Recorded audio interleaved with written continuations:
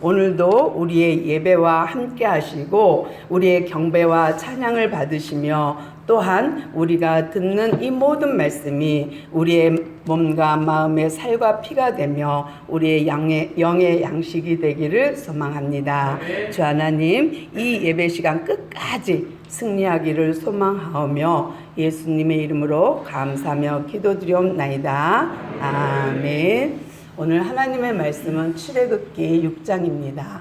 출애굽기 6장 6절에서부터 8절인데요. 함께 봉독하겠습니다. 시작. 그러므로 이스라엘 자손에게 말하기를 나는 여호와라. 내가 애굽 사람의 무거운 짐 밑에서 너희를 빼내어 그들의 노역에서 너희를 건지며 평안하라 여호와 시키신 분으로서 너희를 신성하여 너희를 내 백성으로 삼고 나는 너희의 하나님의 이름이니 나는 애굽 사람의 무거운 짐 밑에서 너희를 빼낸 너희의 하나님 여호와인 줄을 너희가 알지라. 내가 아브라함과 이삭과 야곱에게 주기로 맹세한 땅에서 너희를 인도하여 그 땅을 너희에게 주어 기업을 삼게 하리라. 나는 여호와라 하셨다. 아멘. 출애굽기를 쭉 보고 있어요. 그러니까 이제 창세기 보고 이제 출애굽기 보고 있는데요. 오늘의 하나님의 말씀은 출애굽기를 이제 먼저 앞에 거를 잠깐 짚고 넘어간다면 이제 70명의 야곱의 가족 한 가정이 내려와서 많은 민족으로 커요. 그러니까 번성해서 큰 민족을 이루어요. 근데 이때 가장 큰 강대국 애굽을 통하여서 이 일을 하나님이 감당하게 하십니다. 그래서 큰 민족을 이루어요. 그런데 이 요셉을 모르는 새 왕조가 나면서 이 이스라엘 백성에게 학대가 일어나요. 그리고 이 민족들의 번성함을 보고 왕인 바로가 너무 뭐랄까 위기의식을 느끼는 거예요. 그래서 이들을 어떻게 하든지 더 학대해서 아기를 낳지 못하게 하여야지 하는 건데 그렇지 않고 오히려 더 왕성해지는 거예요. 그러다 보니까 왕의 입장에서 타 민족이 우리 땅을 점령해 가고 더 많은 사람들이 늘어나는 거에 대해서 위기의식을 느꼈어요. 그리고 그 사람들에게 명령했어요. 남자아이가 태어나면 나일강에 던져라. 그럼 어떻게 되겠어요? 자연스럽게 시간이 지나면 어떻게 될까요? 인구 감소와 함께 이스라엘 백성은 멸절할 거예요. 그런데 이런 위기가 되니까 이스라엘 백성은 하나님께 기도했습니다. 하나님, 이대로 있다가는 우리는 자연 소멸될 것 같아요. 그러니까 하나님께서 때가 됐구나 하고 모세를 선택하십니다. 그리고 그 모세에게 사명 주고 네가 내 백성을 출애굽시켜 하는 사명과 함께 불러요. 소명해요. 부르셔요. 그리고 그에게 임무를 맡기시죠. 그래서 드디어 이제 모세는 그 사명을 안고 이 일을 감당해야 해요. 그런데 이렇게 이제 출애굽기 안에서 큰 민족을 이룬 이 이스라엘 백성을 통해서 하나님 하실 일이 분명 있죠. 그냥 출애굽시키는 건 아닙니다. 분명히 하나님의 이유와 목적이 우리가 읽은 본문에 담겨져 있어요. 오늘 본문을 보면 너가 내 백성 이스라엘을 데리고 나와야 돼. 근데 지금 상황이 어떠냐? 그들이 무거운 짐 밑에서 빼내며 그들이 그렇게 억울하게 억눌리고 힘들어하는 자유가 없는 그들에게 하나님께서 그들을 꺼내며 그래요. 그러니까 그들을 꺼내서 그들을 이끌고 그들을 빼내서 나와야 되는 그 사명을 허락하세요. 그러니까 모세는 그 사명을 받았어요.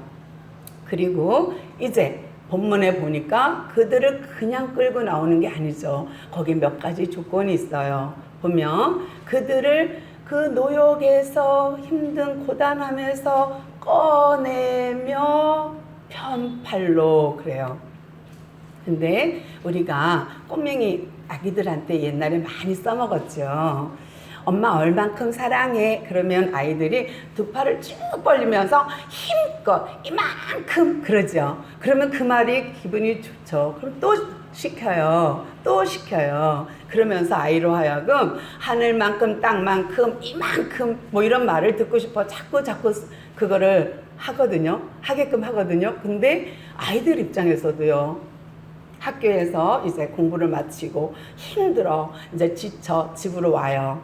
그런데 이 아이가 오면서 무슨 생각해요? 아, 엄마한테 가면 나를 기다리고 있겠지? 집에 가면 우리 엄마가 나를 기다릴 거야. 그리고 나를 보자마자 두 팔을 쫙 벌리고 나를 꼭 안아줄 거야. 라는 상상을 하면서 올 거예요. 이렇게 하나님은 우리를 편팔 사랑을 하시거든요. 근데 우리가 이스라엘 백성이 이렇게 고단하고 노역에 시달리고 힘든 과정을 하나님 모르신다고 그들이 부르짖었지만 실은 하나님 다 알고 계셨어요. 그래서 건지며 라고 말을 하는 거예요. 그런데 그 하나님은 단순히 꺼내거나 빼내어만 하는 게 아니라 하나님의 그 크신 사랑으로 두 팔 벌려 그들을 반기고 계시는 겁니다. 그래서 하나님은 이 편팔 사랑으로 하나님은 자기 백성, 이스라엘 백성을 엄청나게 사랑하지요. 근데 이렇게 사랑을 받는다고 해서 함부로 마구 행동해서도 안 되고 마구 그리스도인의 모습을 벗어날 수도 없어요. 하나님은 마치 감독이라고 한번 영화나 드라마의 감독이라고 한번 생각해 보세요. 하나님이 감독이 되었고 우리는 그 드라마나 영화 속의 배우라고 생각해 보셔요. 그랬을 때 그 감독의 눈이 그 감독의 그 관심이 어디 있을까요?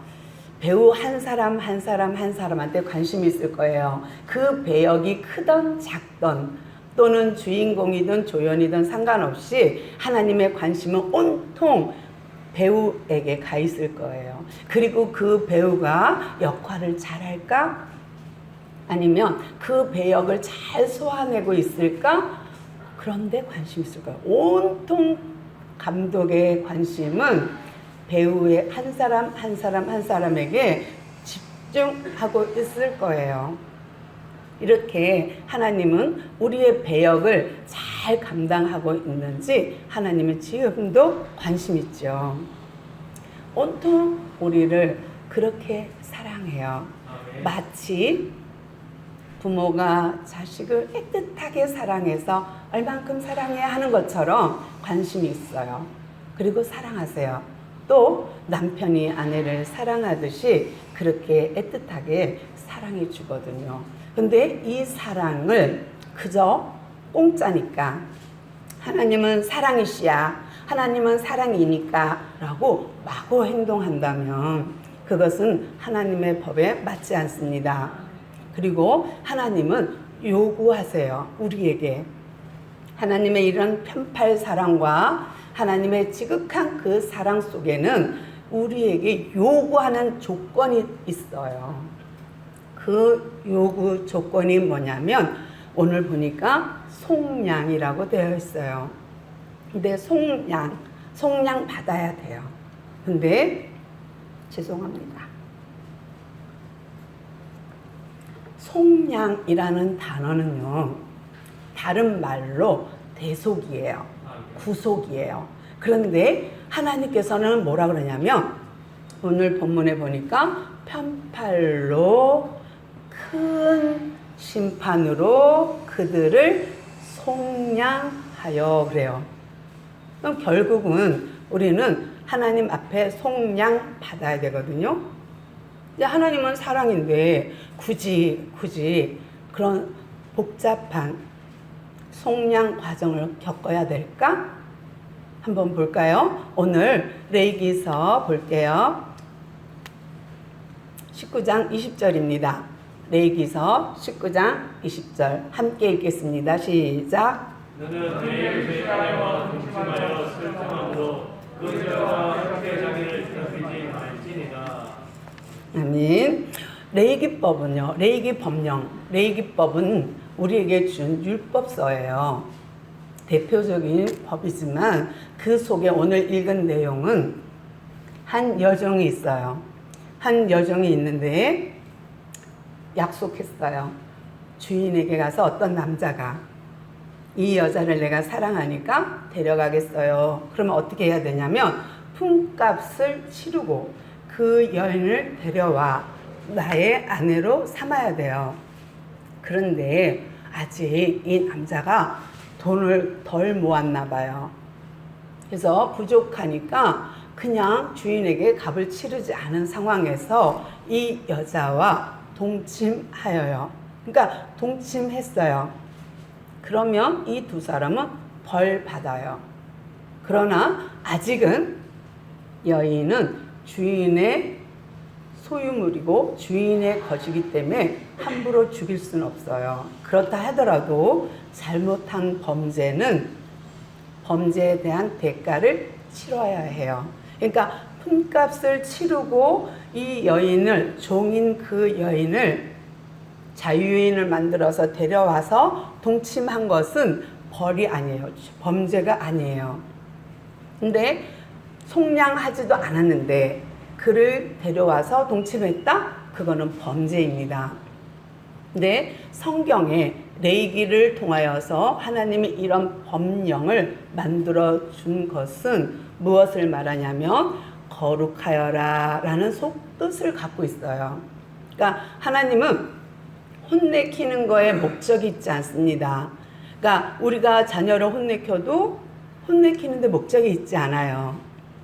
그 아이가 잘 되길 원하는 거잖아요. 그와 마찬가지로 하나님께서 이런 법령을 주고 우리로 하여금 잘하나 못하나 두고 보자. 어떻게 하면 함정에 빠지나 두고 보자. 함정에 빠지기만 하면 내가 혼내줘야지. 이런 법령이 아니에요. 이 레위기법은 지키는 사람들을 거룩하게 하고 그 사회를 거룩하게 하려는 하나님의 뜻이 속에 있는 거예요. 그래서 레위기 속에는 거룩함을 빼면 안 돼요. 그러니까 하나님은 왜 이렇게 복잡해? 아니요. 그것을 지켜나가는 그에게 하나님은 거룩함을 선물로 줍니다. 그러니 하나님의 거룩함에 백성이 동참할 수 있는 길을 주신 거예요. 그러니까 하나님은 거룩하시니 내가 거룩하니 너희도 거룩해 하는 요 거룩 속에 율법을 주고 이 율법을 지키면 너도 거룩하여서 나와 함께 교제할 수 있는 거룩함을 갖게 된다라는 거예요. 그러므로 이 레위기 법령을 지키는 것은 우리에게 거룩하자 하는 의도를 갖고 있는 거고요. 또 그를 지키는 사람은 거룩하여지는 거예요. 그러면 다시 조금만 더 돌려보면요. 여러분 이 자리에 있는 것은 하나의 순교자적인 삶을 살고 있다는 거 아십니까? 내가 가고 싶은 거 안 가. 먹고 싶은 거 안 먹어. 그리고 내가 어떻게 하고 싶은 것도 안 해. 그리고 내가 하나님의 영광을 위하여 하나님께 경배와 찬양을 하기 위하여 이 자리에 예배자로 있는 거예요. 그러면 이 예배자에게 주어지는 것은 거룩이거든요. 이게 복이에요. 우리가 이 거룩함을 통해서 하나님과 함께 할 수 있어요. 그래서 날마다 우리는 나의 욕심 내려놓고 내 고집 내려놓고 내 생각 내려놓고 내가 하나님 앞에 살아가는 그 타임, 그 시간이 곧 우리에게 주어진 복이에요. 근데 이것이 하나님의 사랑의 그 편팔 사랑의 작은 보답이라는 거, 작은 하나님의 사랑에 갚는 은혜의 보답이라는 거 아시죠? 우리가 조금씩 내려놓음을 통해서 우리는 순교자적인 삶을 사는 거거든요. 그래서 하나님은 이런 사람과 함께 한답니다. 그런데 이스라엘 백성을 이제 편팔로 사랑만 하느냐? 아니고 속량해야 송량해야 해요. 계속해서 데려와야 돼요. 그런데 하나님의 마음이 어떤 마음으로 그들을 속량했을까? 한번 하나님의 마음을 볼까요? 이사야 43장 3절로부터 4절입니다. 함께 읽겠습니다. 시작. 오직 시련과 비인과 공사와 정교한 장인과 인간한 조절자를 그리하실 것이며 그가 또 사람들을 그들의 고관으로 삼으시며 아이들이 그들을 다스리게 하시리니. 아멘. 하나님의 마음이 보이시나요? 하나님은 이스라엘 백성을 너무 존귀하고 보배롭게 여겨서 그들을 사랑하신대요. 근데 이 전제 조건이 그들에게 착한 것, 그들에게 잘난 것, 잘생긴 것 때문에 그렇게 한 게 아니에요. 전제 조건이 뭐냐면 하나님이 그들을 먼저 사랑해서, 하나님이 먼저 그들을 선택해서라는 조건이 있는 거예요. 하나님이 이스라엘 백성을 선택했으므로 하나님은 그들을 보배롭고 존귀하게 여기고 사랑한대요. 또한 그들을 속량하여 거룩한 백성을 만들어서 데리고 나와야 되는데 이 거룩하게 속량시킬 물건을 뭘로 삼아요? 애굽으로 삼았대요. 구스로 삼았대요. 스바로 삼았대요. 어머나, 하나님인데, 그냥 하나님인데 뭐 굳이 속량물이 필요해? 하나님인데 그냥 일시정지 얼음 땡 하고 출애굽 가나안 땅 입성 이럴 수도 있잖아요. 하나님의 능력인데 또 하나님의 능력으로 그 땅에 전염병을 쫙 줘갖고 이 이스라엘 백성만 전염병에 안 걸려. 그리고 이 사람들 싹 순간이동해. 그래서 가나안 땅에 넣을 수는 없을까요? 하나님은 얼마든지요. 얼마든지 그럴 수 있어요. 그런데 그러지 않아요. 굳이 속량물을, 대속물을 만드셔요. 그리고 대속해요.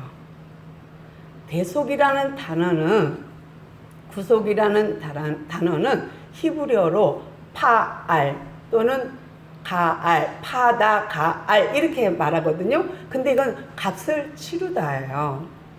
근데 왜 이렇게 하나님은 값을 치를까? 전능하신 하나님 다 하나님 건데, 내 소유인데 굳이 내가 왜 대가를 치르고 데리고 와야 되지? 그것은요, 하나님의 성품입니다. 하나님은 그래서 하나님 스스로 거룩하기 때문에 하나님은 스스로 죄를 질 수가 없어요. 성품이에요. 그분의 성품이에요. 그래서 그분은 언약하신 건 반드시 지켜야 돼요. 신실하시기 때문에 그분이 가지고 있는 성품이에요. 그래서 대속물 없이는 출애굽 시킬 수가 없어요. 그러다 보니까 오늘 이사야서의 43장의 마음에 보니까 하나님은 내가 너를 보배롭고 존귀하게 여겨 너무 사랑해서 애굽을, 구스를, 스바를 내가 대속물로 내주었다 그래요. 그리고 너희들을 내가 출애굽시켜 라는 거예요. 또 하나 43장 21절과 25절에 보니까 하나님 마음이 더 많이 드러나요. 여긴 없지만 정말 21절에 보니까 나는 너를, 이스라엘 백성을 나를 위해 지었나니 나를 위해 찬송하게 하려 함이라 그래요. 그러니까 결국은 하나님이 지어놓고 만든 이유가 나를 찬송하게 하려고 내 백성을 지었대요. 그러니까 하나님이 일정한 법칙 가운데 일정한 법률을 스스로 지킴으로 거룩하고 스스로 지킴으로 스스로 이 법령을 지켜나가는 거예요. 그러니까 레위기법이 있다고 해서 하나님 무시, 난 내 땅이니까 내 백성이니까 내 마음대로 출애굽, 전혀 그렇지 않아요. 그러니까 하나님은 대속물을 삼고 이스라엘 백성을 대속하고 끌고 나와요. 그러면 우리는요, 우리도 마찬가지죠. 이 어려운 세상, 이 애굽이라는 세상 속에 살지만 하나님은 우리에게 온통 관심이 있어요. 그리고 우리의 고역과 노역과 힘든 그 고단한 삶을 다 알고 계시며 그 우리에게 힘든 그 상황에서 두 팔 벌려 우리를 안아주시며 사랑한다 고백해요. 그러면서 하나님께서는 무작정, 무법천지, 막무가내 그렇게 사랑하지 않아요. 이상하죠? 하나님의 사랑은 무조건 사랑 맞습니다. 그런데요, 그 무조건 사랑에 단서가 붙어요. 항상 단서가 붙는데 거룩함이에요.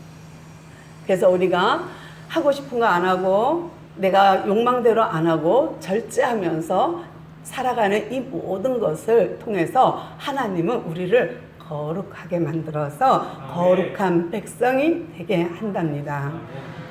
이렇게 하나님의 사랑은 온통 하나님의 백성에게 관심 있어요. 감독자이신 그 하나님의 관심은 우리들에게 있는 거예요.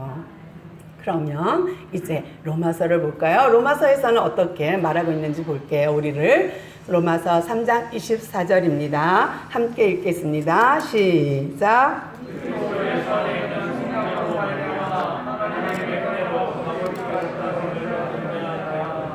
아멘. 하나님께서요, 우리를요, 그리스도 예수의 피로 대속, 속량물 삼아서 예수의 피가 속량물이 되어서 나를 뭐를 만들어요? 의인 만들었대요. 여러분 정말 의인이세요? 나 정말 의로워.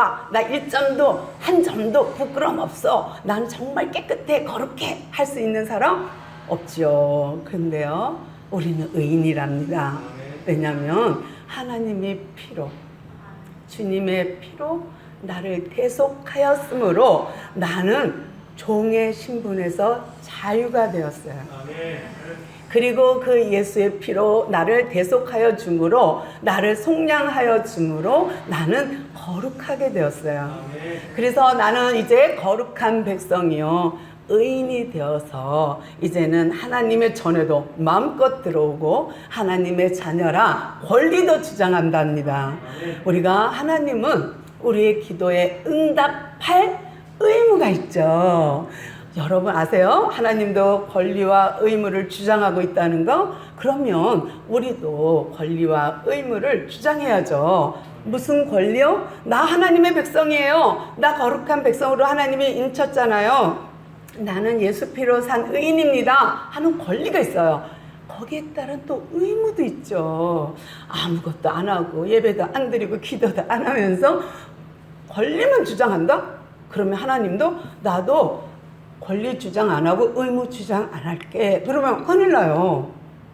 큰일 나요. 왜냐하면 하나님은요, 우리의 기도에 응답할 의무가 있는데 네가 의무 안 하는데 나도 의무 실행 안 해. 네가 권리만 주장해? 그러면 나도 권리만 주장해. 그러면 큰일 나요.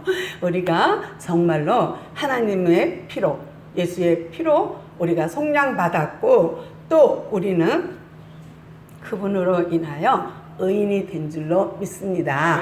이제 마지막으로 그러면 출애굽시켜서 이 이스라엘 백성을 어디로 데려갈까요?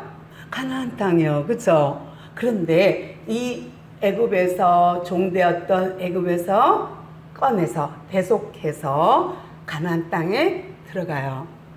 우리도 마찬가지예요. 세상이라는 이 애굽이라는 곳에서 살다가 예수 피로 속량받고 가나안 땅으로 갈 거예요. 이 자리에 있는 우리 모두가 다 하나님이 준비한 가나안 땅에 들어가 주인의 삶을 사는 우리 모두가 되었으면 좋겠습니다. 기도할게요. 하나님 감사합니다. 참 부족하지만 하나님 우리를 자녀 삼아 주시고 거룩하게 만들어 주실 뿐만 아니라 우리가 무엇인데 속량하여 주셔서 정말 의인의 삶을 살게 하시고 가나안 땅의 입성까지 허락하여 주시니 감사합니다. 오늘도 주의 사랑에 조금이나마 보답하는 마음으로 주의를 지켰습니다. 정말 우리가 이제 정말 하나님의 은혜에 감사해서 그 크신 사랑에 감사해서 예배드리는 예배자가 되게 하옵소서. 함께 하시니 감사하며 예수님의 이름으로 기도합니다. 아멘.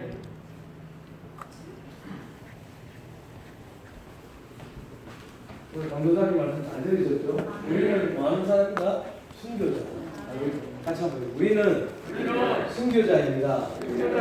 저도 예배 드리는 것만으로 순교자였다는 말씀 유학에 나온다고 체험하는데 하나님 앞에 우리 순교자의 삶을 또 일주일 동안 열심히 삽시다. 여러분 일주일 동안 또 세상에 나가서 살 거 아니에요. 그러면 세상과 교회 안에서의 삶이 똑같은 그런 삶이 돼야 되지 않겠습니까? 그래야지 하나님께서 여러분의 삶을 통해서 주님께서 큰 영광 받아줄 줄 믿습니다. 축도하고 오늘 모든 예배를 마치도록 하겠습니다. 지금은 선한 목사 되신